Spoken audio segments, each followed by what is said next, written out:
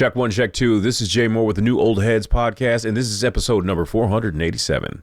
This week we discussed if Drake is the biggest artist in the world or just the most successful political candidate in music history. If DJ Akademiks is wearing an OVO chain from the biggest artist in the world, can we still pretend this is journalism? And more. Support us to get the 2-hour uncut episode by becoming a $5 Patreon or YouTube member. And make sure you click the bell and turn on notifications. See you in the comments.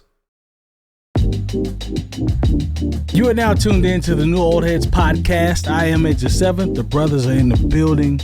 Starting off with my man Jay Moore, fresh off Memorial Day weekend. How are you, sir? I'm doing well. I just got off the plane from Dallas. Oh, you balling? No. Okay. I flew Southwest. You don't got to be balling. Hop on the Southwest flight. That's right. You fair. That's fair. No, just got back from Dallas. Got to hang out with my man B. Holcomb. Shout out to B. Holcomb. Yeah.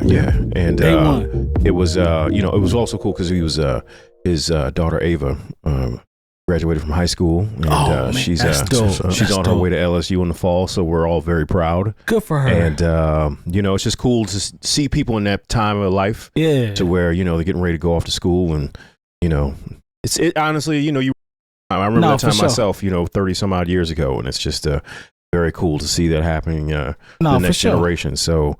Shout out to Ava, shout out to B. Holcomb. Oh, for real. Shout out to Mrs. Holcomb too. For sure. Well, who is also, part of the hospitality crew. That part. When I went out of town. They did lose my luggage though on a direct flight. It happens. On a direct flight? Sometimes. Okay, and this is the thing. They lost it somewhere in the airport. So, for a day, I was... Because when I go to the airport, like, I'm not as bad as the people who just wear bonnets and slippers, but, it's not like I get G'd up to hop on the plane. Yeah. But, Jay, this is just the intro, sir. I'm just saying. Yeah, we'll get to when they lose your luggage, you feel some kind of way. But my bad. We'll get back to that. But yeah, I had a good Memorial Day holiday. Yeah, we'll get back to that. Thank you. Hey, buddy. Howdy. How are you? I'm doing great. No issues for you, huh? My Memorial Day was fine. I stayed home. Didn't do anything crazy. Works for me. Yeah. Wife worked. Yeah. Shout out to played wifey. Crimson Desert. There you go. Yep. Shout out to wifey. DJ J Differ. What's happening, man? Salutations. No issues for you? All right, man. Happy to see everybody. I love that. Yeah. Now Jay can pick up on this story now. Hold on. He can't yet. Wait, not yet. He can't yet. He can't yet. The champ is in the building. Shout out to Gobo. He was just in a bar recently and performed very well, I might add. So shout out to the champ. Yeah. Good to see you, Sir Duncan. You guys did beat sets, State Street Beats that here part. in Shout Indianapolis. my man Defame. Appreciate you for having us out. Yeah. So back to this, because I just traveled this weekend as well, and only issue I had was the police had to come take somebody off my flight before I was coming back to Indianapolis. Oh, damn. Other than that, yeah, they searched the bag and somebody was moving at work. It might have been that work. They should have caught them moving to work at. If you got on the plane, whoever it was, we sat there for like 30 minutes, and I saw police officers start coming online. I mean, on the plane, and yeah, they took her on back out. So. Drake. Is Drake actually the biggest music artist in the world, or is he just the most successful political candidate in the music industry's history? So there's a video that I'm going to share here from Trevor Noah and two ladies. I kind of stripped it from Thread, so I don't even know where it came from. But this video reveals how labels hijacked a political playbook, first scaled by the Obama and Trump campaigns, to bypass traditional media and to pay a hidden economy of clippers to manufacture a fake sense of popularity. Music used to be a very different game in that, like, the way you would get an artist to blow up was really defined by the labels for the most part. They told a radio station, play this person. Right. Yeah. We'll give you the resources, play this person. And that's how you became a star. Things started changing with streaming, with social media, with all of that, because now labels couldn't dictate it the same way. But they have found something that's been really effective now, and that is, and I think Drake did this for his latest album. Yes, it's pretty brilliant. Yeah. They've gone out to everyone online, not just like quote unquote influencers. They got you join this platform. I forget the name of the platform. Essentially, it sells the services of just the people online. And what happens is I can come on there and say, as Trevor, I have a campaign that I want to launch. I have $10,000 and I pay it to this service. The service then goes out to everyone who's signed up to it, who's just a regular person online, and says to them, find a way to play the song, find a way to make this campaign go viral, and we pay you per view. So you don't pay people who failed. It's not like putting up a billboard on the highway and hoping people respond. No, you now go, oh, wow, that was an amazing dance Christiana did. She got 2 million views on that. We now pay her for the 2 million views. And then Tracy did something, it didn't catch on, so we don't really pay her for that. And so you are paying for performance. But what it does, though, is it creates a false idea of what trends It's popular. That's right. because now you've paid people to make a trend. And because everyone's trying to chase the money, it makes it seem like there's a trend when there is no trend. They borrowed that from politics. I did not know that. The political influencer model, starting under Barack Obama, it started to mature later, was exactly that. Make this go viral, make this candidate seem inevitable. Oh, wow. Trump just did it better and at scale. He seems inevitable with a minority of the voters because he uses audience, influencers, to, there's this wonderful piece, I think in the New York Times like a week ago about this sort of like hidden influencer economy of politics and how Trump is like just bypassing the media altogether and going straight to this. And it is embedded in the White House press machine. This has gone mainstream. Music was actually late. We did this in politics. Yeah. So this is interesting. We've kind of talked about this in the past. We've seen this blow up, I think more mainstream-esque, I guess hyper online mainstream-esque in the way to where like a lot of live streamers do this. Like Neon, Aiden Ross, people like that. They just pay clippers. The one and only MBK Alex. How much you making off clipping? Yeah, say a number, I'll say over under. 10K a month. Over. Clipping me? So with all that being said, I didn't know about the political stuff either, which is interesting. But since labels can now pay $2 to $3 per 1,000 views to any army of random creators, has organic discovery officially been replaced by paid clipping economy? Is there any such thing as organic discovery anymore?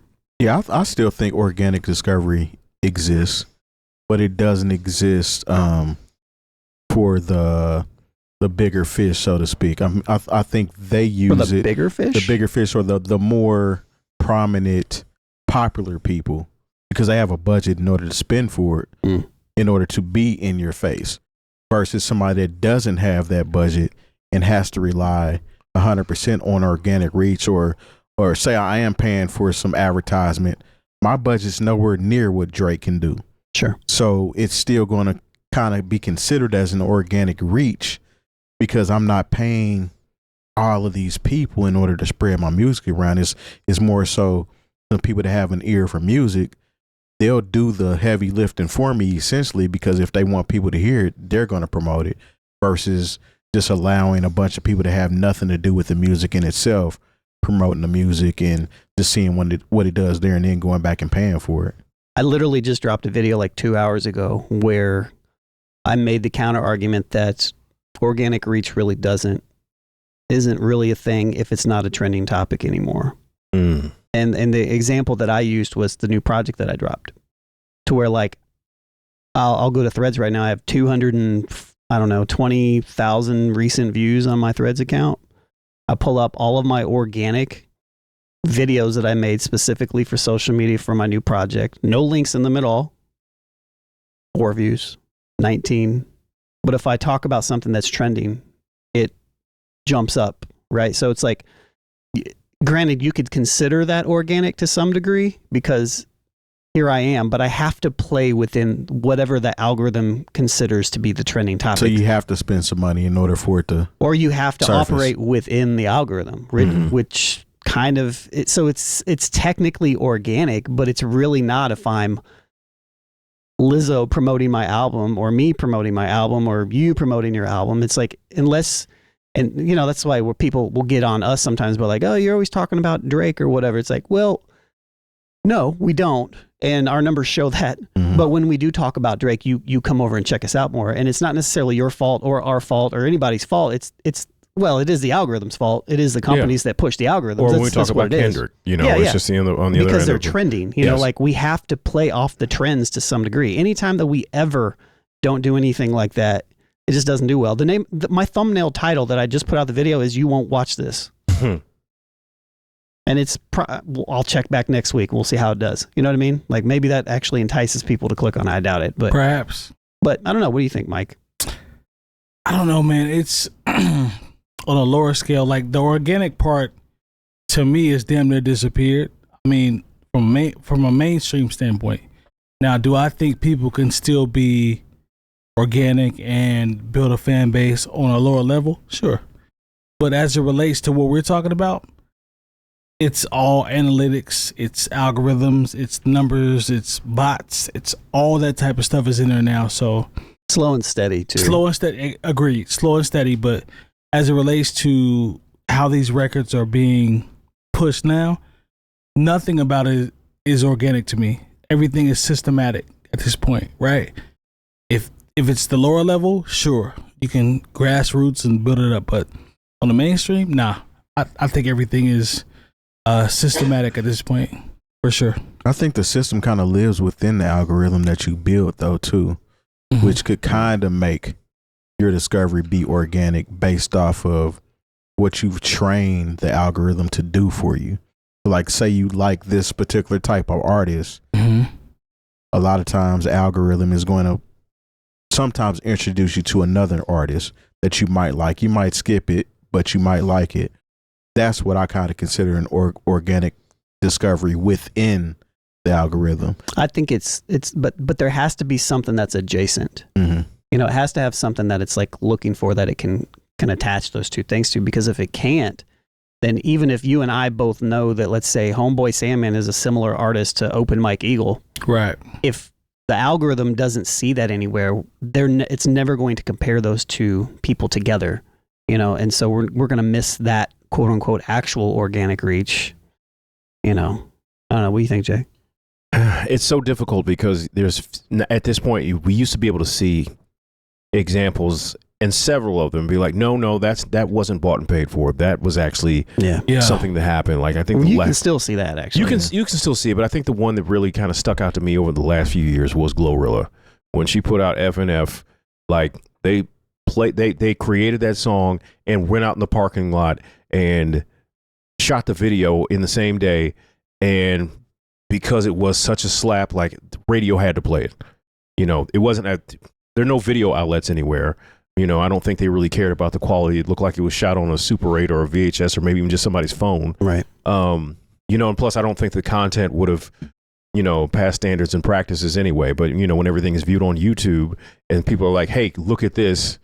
And, you know, there's just a group of girls standing out in a parking lot and somebody's used Infinity M37 like that. And sometimes that's what it takes. But I think I see fewer examples of that because, you know, even when you talk about anybody who's tried to emulate that or even copy that in the last 2 or 3 years, it's like, hey, we already saw that. Yeah. You know, so, and also it had to be a perfect marriage of kind of shocking visuals, not shocking to the point where you were like grossed out or it was too crazy, but it was just so, the people in it were so regular that we hadn't seen that in a while. And the record worked. You know, I always say that that's a record that radio had to play that was not walked into the building, you know, because, you know, those ladies refer to a time, and Trevor sort of brought it up, that at one time, okay, the record company, the record rep sent by a particular company would walk it into the building. You'd sit down with the program director or the music director and say, hey, we'd like this amount of attention on this record. You know, even, yes, that's right. To whoever criticizes Jay Moore always talks about when he's on the radio. Yes, I do, because that's where I have had a certain experience. I just remember there were and they would have a priority list of maybe 5 or 6 records per record rep, and sometimes they wouldn't be records that anybody would like, but there was a push behind them. You know, some of these records, if they were by a new artist, especially now, if they were by an established artist, it'd be like if somebody said, "Yeah, man, you know, I broke that Jay-Z record." You're not breaking any Jay-Z records after Hard Knock Life came out. Jay-Z records are just going to play on the radio. But even with that, right? You could say that, all right, if we compare like the radio specifically to like this, right? Okay, there's that lane, but there was also at the same time we had a lot of independent pushes and other things happening that didn't necessarily You had college radio. Yeah, you had but community early, radio. early internet message boards. Oh yeah, OK stuff, Player used to hold us down. Stuff like that, right? I just feel like, from that organic discovery, the algorithm is all encompassing. It's like bigger than just the music industry. Like this is actually not a music industry thing. This is like the music industry is like this is what news we see. This is what news we see. This is what what's whether it be serious hard news on the political aspect, it might be how we think about certain players in the particular leagues that we follow.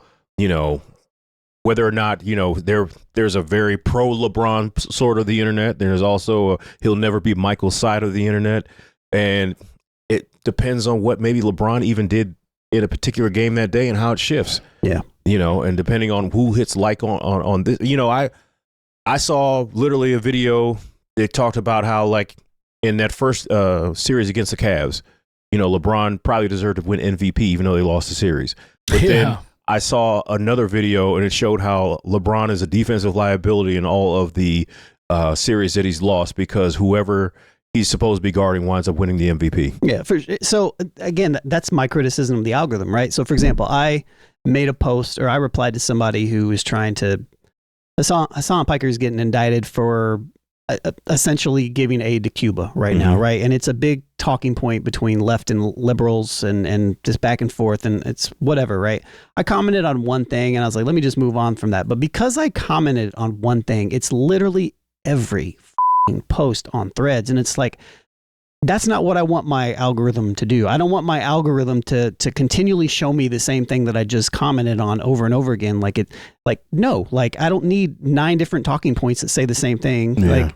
I think that's kind of the problem that kind of these bubbles get created, these silos in a way, right? And I feel like that's a huge problem for music. And I mean, if you think about it, like if a label has endless money and can just throw as much money as it wants at it, $10,000 to pay for however many views, like if you're paying $2 1,000 views and you have $10,000 for this budget over here, right? Yeah. And you're giving it to all these different individual creators to have the opportunity and they just flood it out there. It's literally playing into exactly this algorithm. Doesn't matter what the content piece is, like especially Drake, right? We don't like Drake. We see some video where somebody's making a stupid point. We comment on it. Then we get seen it a whole bunch of more times. And then then it just, the spiral just continually goes up. So I feel like it's highly effective right now, but I don't think it's very, it's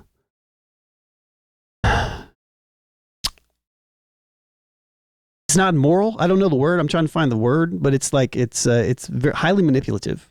And overactive too. Yeah, I don't feel like I think it definitely brings into the case like what is real and what is manufactured. When you talk about label plants, like now I can actually see. Yeah. Is that evolution or is it part of it's like smoke and mirrors? For us, we're older, so it's like it's smoke and mirrors, like, right? But to the people that are younger, they're like, okay, this is what we have. Let me pose this other question here that's kind of related to that. So regarding his 2026 RICO lawsuit over bot farms, 25, 26, if he's using these tactics to maintain his numbers, does he still deserve the title of the biggest artist, or is he just the biggest spender? It goes into the Michael Jackson stuff too. I don't know, man. That's a damn good question because the funding can determine a lot. Yeah. Right? So when we look at the funding, it's like, and it's always been that way too. Like there's always been a lot of money behind major artists. It's just that it's just an interesting. But now though it's different because the dynamics are different and you can manipulate things. I feel a little bit better than you could 10, 15 years ago. To me, I know radio pay to play. I got that part, but now it's a little bit different. So it's literally a metric. Like, hey, show me how much you've done, and we will pay you for that part. That's what I'm saying. That to me, that's the part where it's like, I don't know if we can. And it's not determined on like one or like a handful or a couple handfuls of radio people. It's just like anybody can do it. I think we are from an era where credibility would be questioned, but I think people that are younger than us, like Gobo's age, not singling him out, but I'm just saying in general, They probably don't care, bro. I don't think they really care. It's like it is what it is, and this is our time, and this is how it's calculated, and we have to go off what we're being told. I really think that's where we are right now. A lot of people didn't care when Barry Bonds records and things like that have asterisks next to them. They still be like, well, he still hit that many, but he used performance enhancing drugs. Allegedly. It's the same thing that's going on with this situation. Yeah. Don't do that, Long. Don't do that. We saw the videos. Yeah, everybody that was accused of that, you've seen the difference in what they look like. But anyway, all right. Drake's using performance enhancing drugs in order to boost his stature in his musical game. And it's almost like he's pointing the other way. He has this case where he's talking about, I'm going against the machine. In the video, I'm burning down the bot farms. You're using the bot farms. Yeah. Your fans call Kendrick K-Bot based off of your manipulation, essentially. You know what I'm saying? And I'm not saying that Kendrick or his camp or nobody has ever used these things to help boost numbers, but you've been caught red-handed. There you go. Even with this release, he's been caught red-handed. There you go. They were talking about Spotify. Yeah, with Spotify, they were they claimed they were hand counting it. Yeah. Come on. And mixed up two different songs. Yeah. Come on. Nobody's hand counting streams on the weekend. This isn't like Atlanta County or Georgia. These aren't or wherever. ballots. Yeah. These aren't ballots. Searching for the hanging chads with, Come on. with Come Drake's on. music. Talk to him. Marion But County ballots. This goes over everybody's head because they don't want to ride with the fact, and it's so funny that is, you know what I'm saying, we're comparing what this is doing with politics. That part. Politics are the exact same way. They just talked about how Trump used this same thing better than Obama did, and how he doesn't use mainstream news sources and calls those fake news. Yeah. Because he has his whole media. Yep. He wants you to pay attention to this. Pay attention to this. Although that might be true, we're just going to say that's fake. Yep. Pay attention to what I got going on over here. So it all makes sense that these are grouped together and they're using the same scenarios and same game plans in order to achieve the same, you know what I'm saying, outcome. And with that, I saw somebody post over the weekend. They put together a bunch of videos of people talking about, like, it's actually a bunch of people kind of in our space. It was like Reed, it was like Company Man, Fantano, I think Professor Sky. There's like 8 people. It was like they're all talking about MAGA. Like Drake being MAGA. But if you think about it in this perspective, I was like, Drake is the equivalent of what that is, especially to the metaphor Terry was just talking about with the MAGA and the politics and Drake and all that stuff connected. Drake is that in this situation. And, you know, it's kind of hard to kind of miss. Now, granted, he's not the only one. No, You know, not at all. That's not what we're saying. No. You know, like it's all... He might be the biggest one, but George he's not the Carlin, only one. it's all bullshit and it's all bad for you. There you go. There you go. It's all bullshit and it's bad for you. But he's the top of it. You know, like Trump has cronies as well. Yeah. You know, 100%. 100%. Yeah. Come to find out, Akademiks is one. Well, Oh my Academics God. gets a check. We'll get there. We'll get there. Yeah. I don't know. Do you have anything else to say Drake on that? Cardi, his media. Come on. Yeah. No, one of the things that I think about is this just our the evolution of what we're to expect. Are we supposed to just think, okay, well, this is just what it is now, that there's going to be a watering down of the importance of traditional media, whether it be sports media, whether it be, political or music media. And we're just going to have to realize that, this clip, clip art, if you will, is what we're going to have to get used to and realize that this is our new reality. Yeah. 100%. The video says this started with Obama and Trump. Are we okay with music labels using the same psychological warfare tactics as political war rooms to decide what we should like? I think it's kind of one and the same, honestly. Bro, it's like... when it's a popularity contest, you know what I'm saying? Because even when politicians are running, the first initial reaction is popularity. Am I recognizable?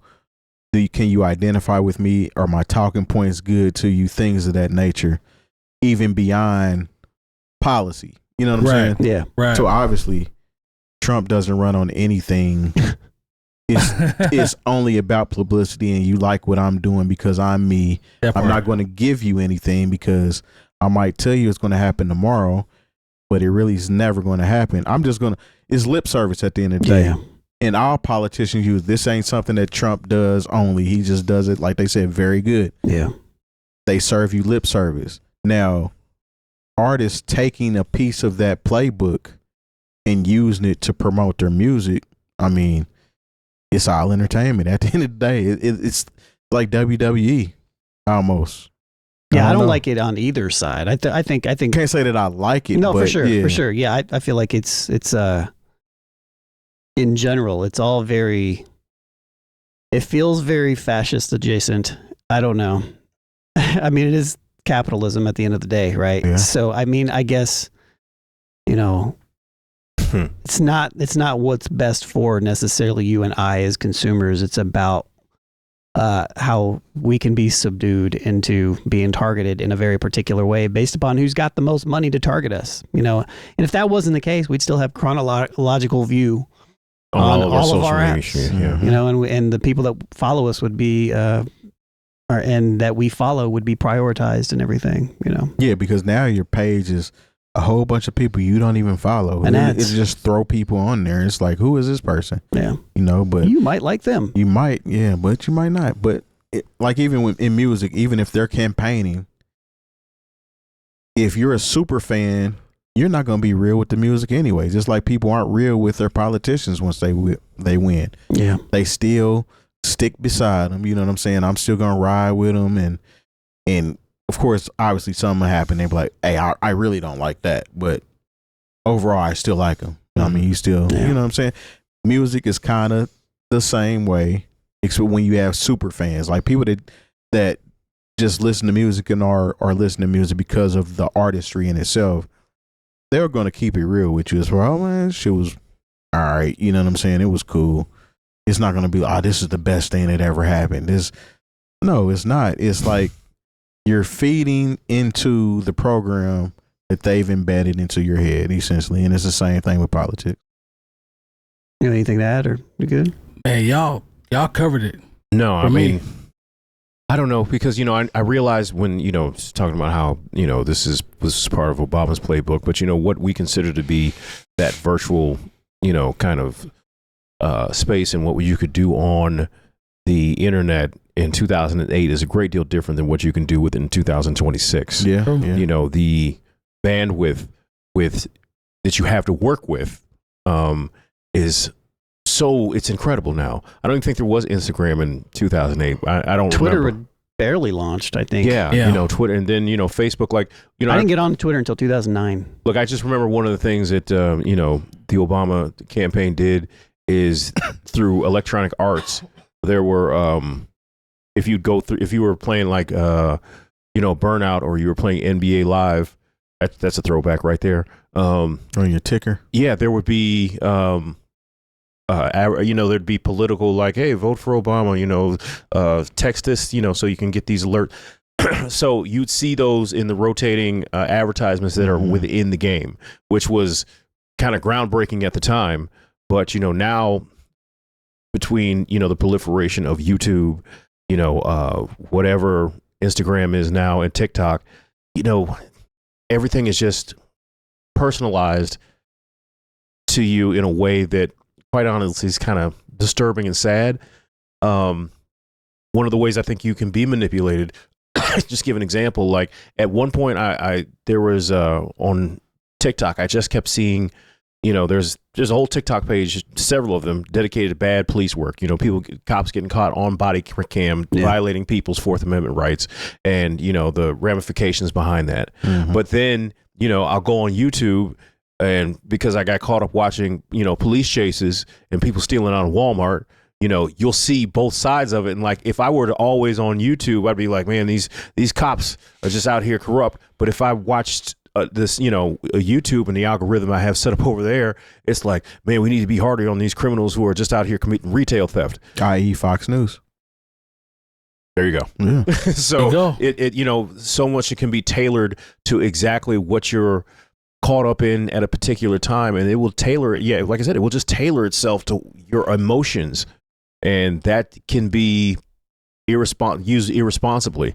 And I think that's where we're worried. That's what's worrisome now, is because these things are not really caught up into your intellect, but they're caught up into your emotions. And that's where people wind up creating narratives about people they don't even know. Yeah, you end up in the echo chamber because all you want to subscribe to is exactly what you've been programmed to listen to. The program told you not to listen to these sides of things, so you're hyper focused on only this angle only. Anytime somebody's giving you something that actually makes sense and is real, if it wasn't inside of here, then it doesn't matter. Doesn't matter. Yeah, I think even further, you kind of sparked this with thought with what you were saying, Jay, is, for a very long time, the narrative that people would have from a political standpoint would be like, well, if you watch Fox News, at least watch CNN or at least watch the other side, right? And it's almost like the different algorithms that you built on different platforms kind of act as that in a particular type of way, depending on what you watch in each one. Or maybe not, I guess, realistically, but there's just like no control over it anymore. I don't know. Yeah. Yep, because they're getting $2 and $3 for 1,000 views. So. Whoever's got the most money. Yeah, man. Things are definitely different. How do I get a part of this Come on, program? man. That part. Big. Hey, I was part of the January 6th situation. Y'all knew I was there, right? Run me my money. Yeah. Let me get my little piece of the. Yeah, exactly. Yeah, I was That there bread. too. Yeah. And I deserve to be compensated for my back when I was in there breaking windows and running around with Antifa. Come on. Come on. Isn't that wild? It was like, yeah, Antifa did that. We got a slush fund we hooking up. Oh, so we gonna pay Antifa now? Yeah. You are now listening or watching the New Old Heads podcast. Our official 1-hour episode is released every Saturday at noon Eastern, where we share our exclusive uncut 2-hour episode to our YouTube members and Patreon members early every Wednesday. The show is brought to you by Coleman Dental, Indie City and Vinyl, Akademiks, and Bringing Down the Band. And most importantly, you. You can support the show directly by becoming a member at patreon.com/newoldheads, where we embrace the new, respect the old, and remain ahead. If the biggest news source in hip-hop is wearing an exclusive chain from the biggest artist in the world, can we still pretend that it's journalism? Curtis King recently broke down DJ Akademiks' official entry into Drake's inner circle. Yeah. I love Curtis King, man. Forcing a massive conversation, if you want to call it that, about the unprincipled streamers dominating the algorithm versus actual high-integrity hip-hop media. Now, granted, that statement there is a little fluff a little bit, but at the same time, we did cover Complex's media list for sure, and it's pretty valid, right? Yeah. So let's pull up this Curtis King video, and then we'll talk about it. I know you're gonna break it down. Payola in rap journalism. Lil Baby gave DJ Ak 30K. That's what he says in this video. Not to talk about his album negatively, and later sent somebody to slap him allegedly. The thing to focus on is not the slap. It's the part where rap journalists tell you that he takes money to say whether he likes a rapper's music or if he doesn't. If you don't disclose that as you're doing this paid post, I don't care if you're a content creator, an influencer, in the US, that is illegal. Every video or stream where he promoted a paid artist without a visible disclaimer, like on Instagram where it says paid post, or even on Twitter it says paid post. If he didn't disclose that, it is its own potential violation. New Jersey's Consumer Fraud Act, NJSA 56821, reinforces this at the state level by prohibiting the knowing omission of material facts in advertising. The choice was $1 million cash in a duffel bag or dinner with a goat. Guess what I chose? Congratulations on your engagement. Yeah. So what he said right Shout out to Curtis, bro. Why is there a flower in the cup too on the table? Shout out to Curtis. What he said right after that was like, at least spit on it first. Shout out to Curtis, bro. Curtis is funny. Man. So when a media personality officially receives an OVO chain and enters an artist's inner circle, does it permanently disqualify them from covering that artist objectively? This is almost a stupid question because he doesn't cover him objectively anymore. Not at all. So, but let's look at it. Let's look at it on face value. if we're gonna look at him on face value as someone that we discussed, a week ago or 2 weeks ago about the complex list or whatever, as a media personality, this is 100% bullshit. Right. And he's always been a side chick to this point because he's never met Drake until now.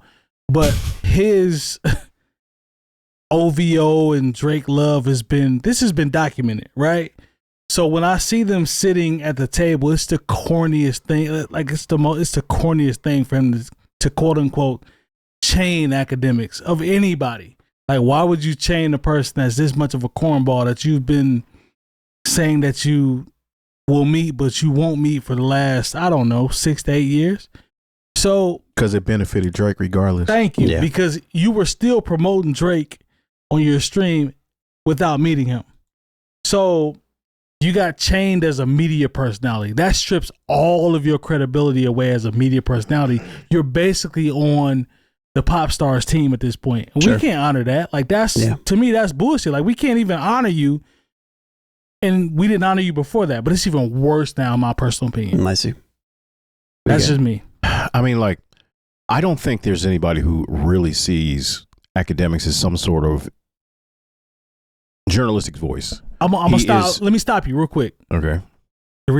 I'm gonna play devil's advocate, and it's sad, but I believe that he does have cachet from a media standpoint, a journalist standpoint. Even in this era, as everything has evolved, I think there's a faction of people that actually think he's an actual journalist. Am I wrong? I would say from the perspective, real quick, from the perspective of how people accumulate media, how they consume media, right? But I would agree that he isn't one. No, for sure. But I'm talking about perception, just strictly perception. Yeah, perception, especially kids that don't watch regular. Yeah, you know. I think they look at him as a media personality, bro. I mean, I think there's a difference between a media personality and a journalist. Sure, I mean, absolutely. I would say, at one point, Wendy Williams was, at the top of the game as far as a media personality. I would never view her as a journalist. That's fair. Fair. And I think that's where Akademiks fits. Like, nobody is looking to him. It's almost like when that Dave Chappelle was like, who gives a Ja Rule thinks at a time like this? And that's what I really feel about someone like Akademiks. Like, I don't consider us to be journalists. No, we're not. We're people who are fans of hip hop, who have opinions about things, and we, articulate those opinions in a certain way. There you go. To, basically express ourselves. So I'm not on here, and because sometimes we're just wrong, Sure. and like if you held us to the standard of what you would call actual journalism, then we're certainly not journalists. Now, I think there's a difference between what we do and certainly what Akademiks does. Yeah. I don't want to be put into that category, even though he's at the top of, somebody's list. I would certainly wouldn't want to be compared to DJ Akademiks. Sure. I think what we do is we're kind of like in between. We're in between like journalism and not. You know what I mean? Thinking there that we're in now with the internet has given everybody so much access. It's so easy to say that I'm a journalist now, right? Like, I don't know. I think it's more influencer. Everybody wants to be. That's an influencer. the word I'm looking people for. Don't even want to be journalists. But you're not a journalist if you're like Cameron and Mace will be like, we're sports journalists now. No, you're not. Right. You guys are rappers that are talking about sports now, and you're influencers. Yeah. Right. Just because there's a camera pointed at you and there's a microphone in your face doesn't automatically make you a journalist. And it disrespects the culture of the people that are actually journalists that do the research, write and write stories and beat writers and all that type of stuff. But now, if you can get in front of a camera, you're a journalist. Well, let me pivot the question real quick and come to Terry. With top tier streamers functioning more like paid agents or PR wings for major artists, is the culture's history currently being documented by the highest bidder? Yeah, I would definitely say so. And to kind of touch on that last question, as far as a media personality receiving a chain, yeah, I honestly don't think it matters because people are either they're going to check him out because they like what he's talking about and they agree with him, or they're going to check him out because they want to disagree with him. There's a thin line in supporting and not liking, and it's still not mattering in the grand scheme of things, because as long as it gets traction, sure, he still gets paid. Yeah, regardless. And it's like that clear across the board for people that get online and want to be these personalities or influencers, things of that nature. It all goes hand in hand. Now, if a situation occurs, as far as Curtis King was talking about, he's taking this money from these people, and he's saying that he's taking this money from these people, right? And whatever his business or whatever states that he is, if he's not following those guidelines, he's liable to be sued for taking the payola, so to speak. You know what I'm saying? Yeah. But as far as them functioning as paid agents, obviously, I mean, Drake is very key to using these paid agents for his own personal gain. Even when he was so-called not doing nothing, as far as music is concerned, he was with Aiden Ross, he was with Steak. He was. Did he do something with Neon too, or was that? I don't know about Neon, but he was with the UK art. Neon was with Kanye. So never mind. Yeah. But I mean, he's using them as his people. Rory and Mal. Yeah. I'm surprised Mal hasn't got a chain yet. He's probably fuming. Foaming at the mouth. He's been due for a chain, low key. Yeah, that Akademiks got a chain before him. But I mean, these dudes are using each other. You know what I'm saying? Although Akademiks had never met Drake, Drake was still sending him music. He was still probably kicking him some bread to report on this, report on that. Oh, and now it's like you've been loyal to me. I'm gonna chain you. Hold on, man. I'm gonna chain you. So we're gonna sit down like we're bosses, and I'm gonna give you this chain, and then you're gonna talk about, do you take the $1 million or do you take the chain? That's some female shit, man. As a dude, there's no way you should make a post like that. It should have just, I sat down and had dinner with Drake. He gifted me a chain. There we are. You know what I'm saying? That's do real. you take the $1 million or do you take the dinner? I'm taking the dinner. That's real. With roses and shit sitting on the table. Come on, man. That is so suspect. But I mean, do what you do, man. If that's your lifestyle, live in it, be real in your skin. But I mean, at the end of the day, these artists are going to use these streamers, these PRs, everybody that they can use for their own monetary gain, because these streamers actually have a bigger following than a lot of these artists. Yeah. So it only makes sense for them to hook up with these streamers so that some of that can bleed over to them. I think the point he just made is a good point from a standpoint of the influencers being on the quote unquote payroll. That can shift culture. That can shift perception. It's very powerful. And, you know, when you get somebody that is big as Drake, who has that much power to be able to pretty much shell this out to help sway the conversation, that can be dangerous, bro. Because, I don't know, forget the battles, forget that. Just the actual perception of an artist being someone that is, I don't know, looked at as like the steroid era. Like we kind of talked about Barry Bonds. It's like, yo, Fam was the biggest when we were growing up, but it's like, was he on steroids? If you was on the juice, it's going to make me look at you a little bit different, right? And I think that's just where we are right now, because the Payola has changed. It's not the radio now. Now it's the streamers. Now it's the people that are on Kick. You can drop off a chain or a bag. I give you a chain. He's never going to speak against dude ever again. He's not. I don't care what happens. So he's been compromised. Exactly. Drake could do the worst thing possible. He's going to find a way to not mention that. And that's... He's gotten more than just that chain. Over this span of time, he's gotten more than an OVO chain. Guarantee you. I believe you. If you're telling me that the baby gave him 30, or Lil Baby, whichever one of the babies, I think it was Lil Baby, gave him $30,000 to pretty much not talk about this music in a negative way, and then when you get slapped, all of a sudden you're telling on yourself. We've seen that. He said that I received $30,000 to say that this wasn't weak. Yep. And now, in order for me to not say anything's weak anymore, you have to pay me this much amount of money. You know what I'm saying? So, I mean, man, this is where we at. It's spooky, bro. Like this era of media, or the illusion of media, or whatever you want to call it, is super spooky right now. It's kind of here to stay, though, man. I don't think. 100%. I think we're cut from. You can consider us analog when it comes to this, because we've seen how things were and where it's at now. We're part of the generation that has literally experienced everything. Not everything, but like most of the milestone technology advances, music situations, current events, we've experienced a whole lot of that. So we kind of see things from a different lens. And unfortunately, you know what I'm saying? There's not going to be anybody that sees it that way anymore. To me, it's crazy to think there was one time, and Jay can speak to this, there was one time where it's like, okay, we got to get a bag together to take to the DJ on the radio station that could potentially run the record and do whatever on the back end. Very legal. Right. But now it's like, Before you involve me into some foolishness, very illegal. Super illegal.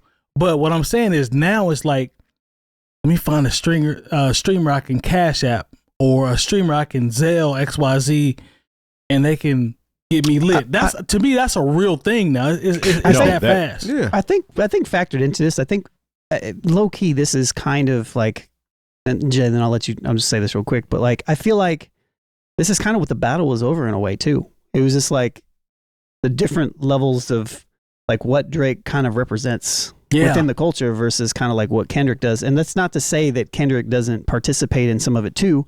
I view it very. He's on Interscope, or he was on Interscope. I view it very similar into how capitalism exists. We all have to operate within it, but some people are really. You're definitely working for somebody that operates like that. For sure. So, but like, you know, I feel like that's kind of representative of, you know, like leaning into it all the way and just be like, no, that's what we're doing. But Drake aligning himself with Akademiks openly, to me, speaks volumes as to who he actually is. Sure. I've expressed this concern about all of this, you know, in different ways, you know, because when I think about, okay, when they are playlisting on something like Spotify or whatever, you know, who's in charge of those lists, and who's to say that person didn't get a certain amount of money to make sure that song was on that list? Like, at least when you're talking about radio, you know, there are attorney generals. You know, and I remember Elliot Spitzer went all up and through Hot 97 a few years ago. You know, he's out of the game now for various reasons, but, you know, if you do your Googles. But, I mean, there was a time when, like, every radio station was under a certain level of scrutiny for playing certain songs. And, you know, there was checks and balances there. You know, I mean, mind you, when a capitalistic society, you can always buy off checks and balances. But at least there seemed to be some sort of apparatus in place to make sure that people were just running up with, you know, a certain amount of money to make sure this song got played every 45 minutes. It's not like that with streaming. I guarantee you there are people who are just have a line item budget in their, you know, situations at these major record companies who are like, okay, this song is a priority. Here is the check. And there's nobody really to check up behind that because, you know, once again, we talk Spotify, they're doing it by hand. We're talking, we're talking about new media and we're talking about new rules, and there has to be new enforcement. And I don't think those apparatuses are in place. Yeah, I agree. Yep. Do you think, and last thing real quick, do you think the general public will ever stop actively choosing to source their news from the compromised, you know, these algorithmic slop channels at this point, or is it just kind of what it is? It is what it is. These people, look, the people who rock with Akademiks, it doesn't matter what we say about them or our opinions of them. Agreed. Like, but also they're fans of Akademiks. They're fans of the mess. They're fans of the, you know, they're there every night for the car wreck. Yeah. And so, like I said, I would hate, I don't want anyone to compare what we do to what Akademiks does. Because I don't think, you know, we're not here trying to manufacture a car wreck for you to, you know, stare at, as opposed to paying attention to what you're actually supposed to be doing and keeping your eyes on the road. There's a huge group of people around the world that are just there for the car wreck. No matter if he's talking about bullshit or if he's talking about something that's relevant, it doesn't matter. Everybody's consuming it just fast. And I think that's only going to get worse as we continue to empower streamers that have this type of visibility, bro, because he's not the only one. There's going to be people that are going to come behind him that are going to be, might be stronger. Drake is reportedly not submitting Iceman to the Grammys, right? And I remember when I heard the record, I thought that. And then the Breakfast Club had an image that popped up today And I was like, is this news or is this not? And I'm pretty sure it's not news. I think they're just quoting the line. But as insinuated from a line on Make Them Pay, this album, I'm never submitting it because I know they'll never consider it. And it brings up a question about the importance of these award shows that we often talk about. So saying, I know how they like to position it, given his history of calling out the Grammys for boxing black artists into a rap category, is his boycott actually a valid protest? If Kendrick didn't have so many, Grammy nods or wins, I don't know if he would be as against the Grammys. Maybe I'm tripping. I don't know, because I think it stems back from where he's more of a stats guy. What's the record that he didn't win? It was the. If you're reading this, it's too late. Maybe it was a particular single that was big in like 2017 or 18 or 19. Like Hotline Bling. Maybe I think it was maybe Hotline Bling. But somebody beat him for that, right? Sure, Yeah, and, somebody has. but to it was beat him. like, but I don't think he won that, and I think. Then he repositioned it against with The Weeknd not winning or something. And then he actually did submit it for something a couple years ago. But anyways, yeah, that's so. Well, I mean, with Kendrick, like, so I guess what I'm saying is I'm giving him a little bit of bail that this isn't just like. This isn't new. This isn't new. Like this is where he's been. Okay, so, that's fair. This isn't the first time he hasn't submitted either. Yeah. Okay. But at the same time, and this is where sort of the conundrum that is Drake comes into play, where this isn't about us as far as the culture and being properly acknowledged at the Grammys, because if he wanted to do that, then I'd be right there with him. This is about him. Yeah. This is about how he hasn't been acknowledged, or he feels like, or let's just be honest, he feels Kendrick has been overly acknowledged. Yeah. And he mentioned that during the beat. Yeah. So it's actually in this line itself, because I know they'll never consider it. Right. Like to say that specifically in this particular part of it, it's suggesting that like no matter how good this is, they'll never consider it because it's me. Exactly. But where does, considering he has won Grammys, he beat Nas out for a Grammy before, and we just had to eat that, and so is it about the fact that they won't consider you, or they don't properly consider hip hop in general? Yeah. And I think it's more about that feels like he's not considered. Now, I don't know if it's because, he doesn't feel like he's in the right rooms, or he doesn't have the right connections to campaign for him to make a Grammy, a real Grammy run like Kendrick has done these last few years. Or is it just because, like I said, he just doesn't want to be in those rooms with those people who make those decisions, and he doesn't want to do the level of campaigning. Like, the thing is, Drake will always win. He'll win the American Music Awards because that's based on popularity. That's based on popularity and numbers. He'll win the Billboard Awards. He'll sweep those.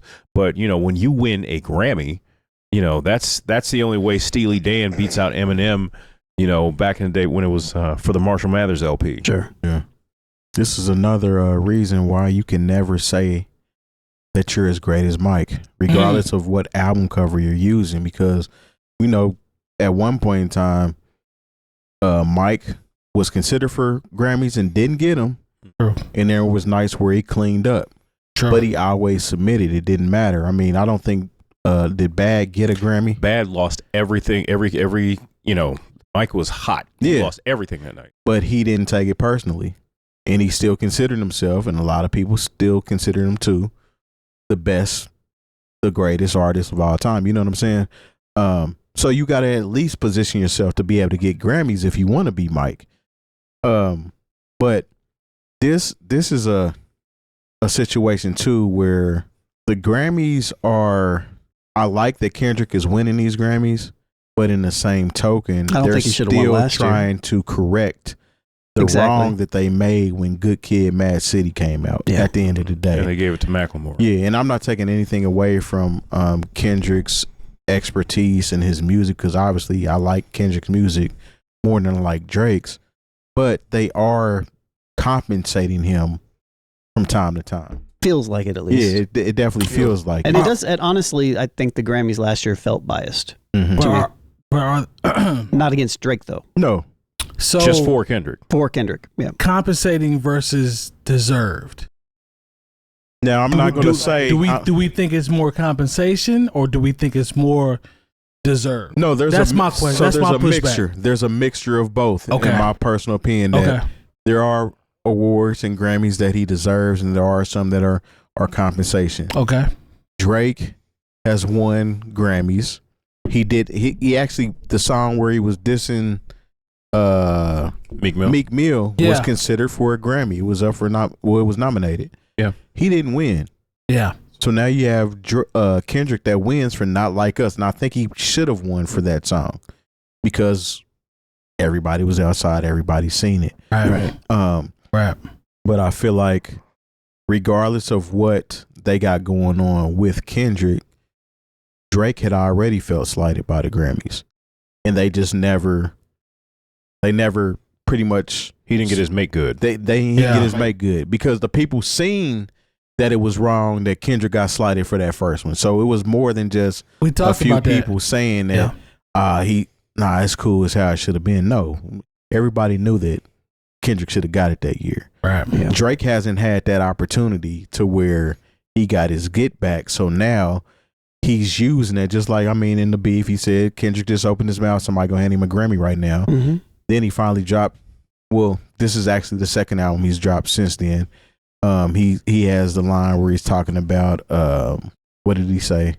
This album I'm never submitting because I know they'll never consider it. Right. So you just gave your disclaimer right there saying that you weren't going to submit it. And so I think a lot of this talk too came that somebody said that the Grammys reached out to him and told him to submit it, which happened to be allegedly fake. Imagine it just adds to the narrative and the lore that they're against him. Yeah, the lore of the story itself. But I mean, he can be mad and not submit to the Grammys. There's a lot of artists that haven't submitted to the Grammys in the past. True.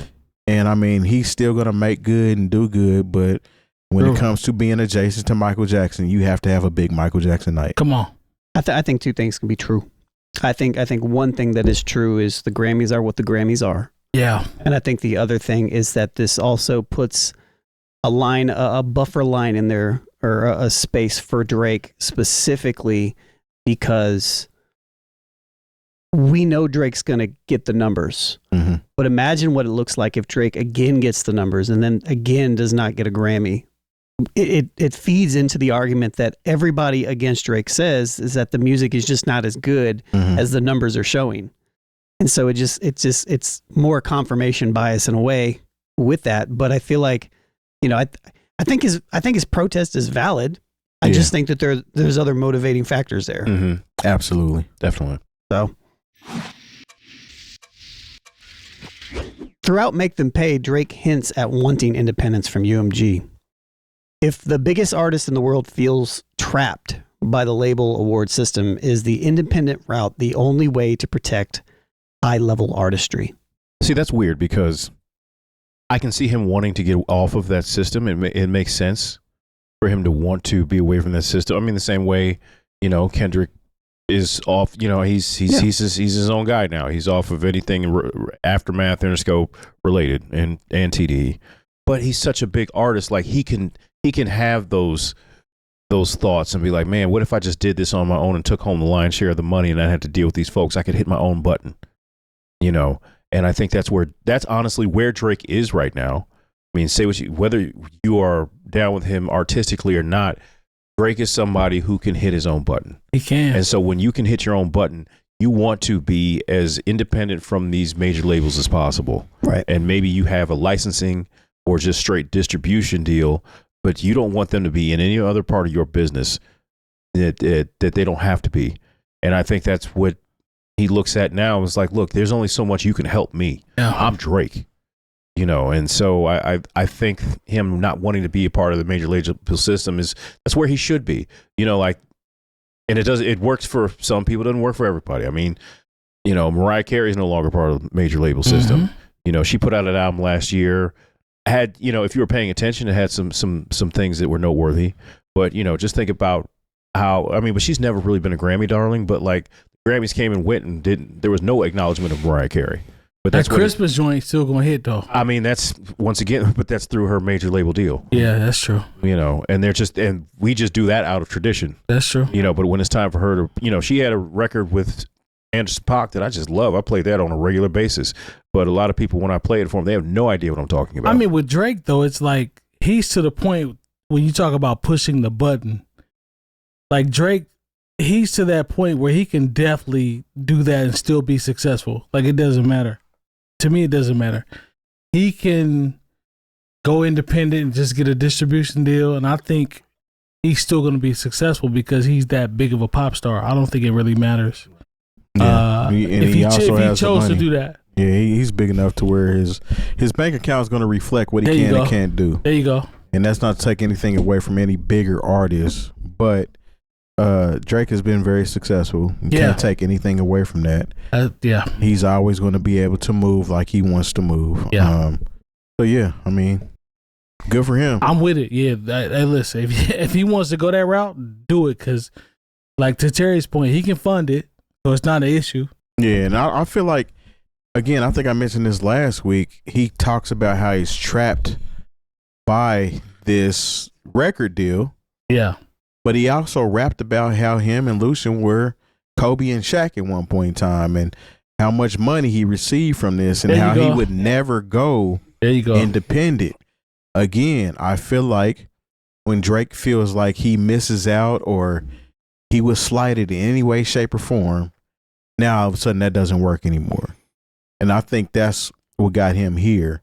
But as far as an artist being trapped by a label, it all depends on what's in your contract. How does it benefit you? That part. How much of the lion's share are you taking home? What all do you not have to worry about? Yeah. You know what I'm saying? It's things of that nature. I'm not going to say that it's just totally wrong to be in a record deal.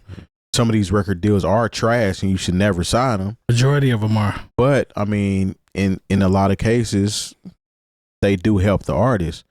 And again, this is another thing that I feel like he uses himself to be compared and talked about in the same sense as a Michael Jackson and the Prince, so to speak, because they talked about how the record label was pretty much taking too much of the lion's share from them. True. And how they couldn't move how they wanted to move and the reason why they wanted out of these deals.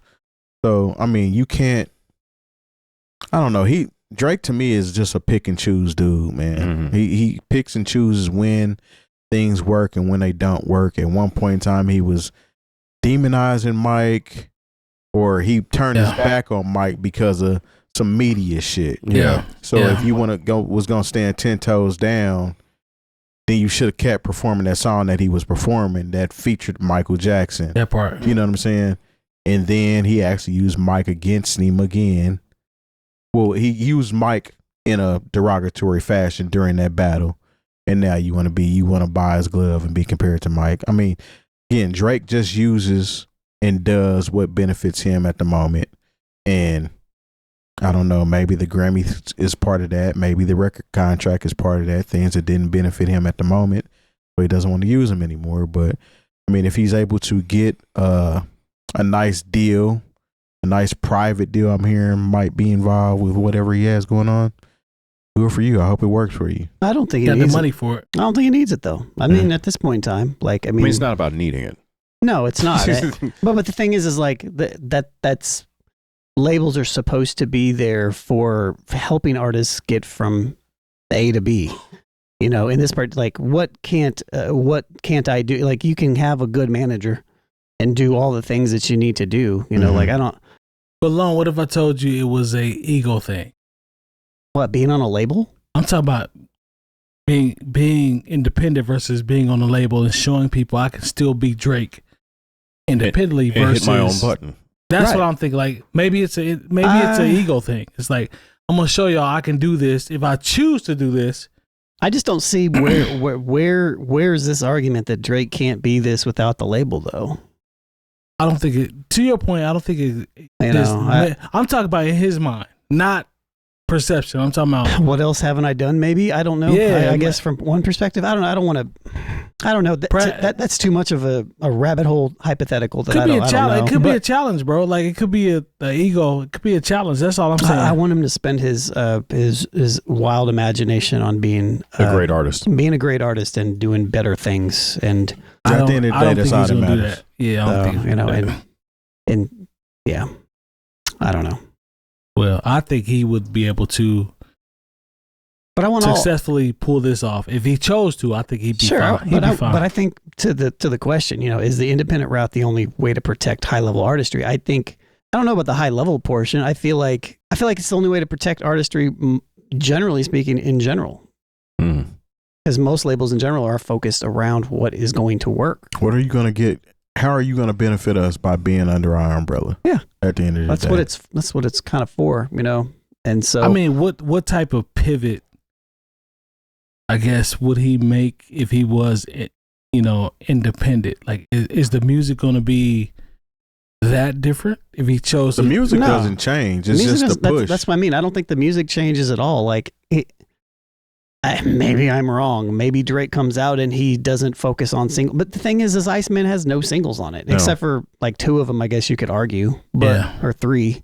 But whatever Drake drops is whatever Drake drops at this point. I think he Teflon. If there's anybody who doesn't need a label, it's Drake. That part, that part. He Teflon to me, regardless. Yep, I agree. So I don't know. NewOldHeads.com for all the education you need this year. If you see it, like it, subscribe. Don't forget to hit any bell for notifications. Give us a 5-star rating. Also, check out our Patreon website where you can get all the unedited episodes. That's where all the good stuff happens. We appreciate the support. We'll see y'all next week. Peace. A minute. Throw down that box.